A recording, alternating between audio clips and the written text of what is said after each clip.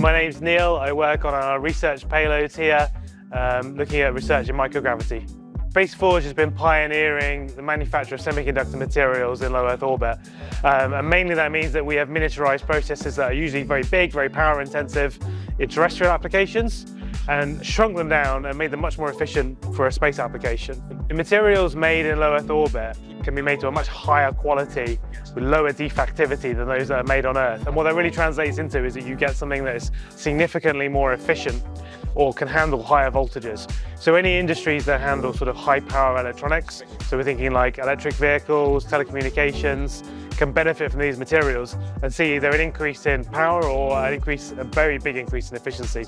Space Forge is set apart from other companies in the space industry really because we have a unique bit of technology and this ability to produce materials in low Earth orbit. And there's really nobody else out there that's really doing quite what we are, and that makes us, I think, particularly interesting. Microgravity manufacturing, and really we should say low Earth orbit manufacturing, because it's not just the microgravity that's interesting, it's actually also the particular type of vacuum that you get in low Earth orbit, which is hydrogen rich rather than nitrogen rich.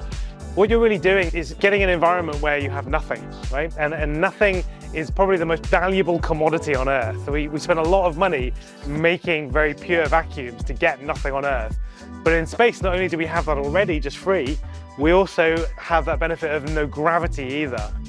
And that's a really unique environment, which means that there's things that we can't do on Earth because of the gravity and because of the atmosphere that suddenly become possible. So semiconductors is one of them, but we know there are applications in pharmaceuticals as well as in metal alloying, and that's just a couple. There are more beyond that as well.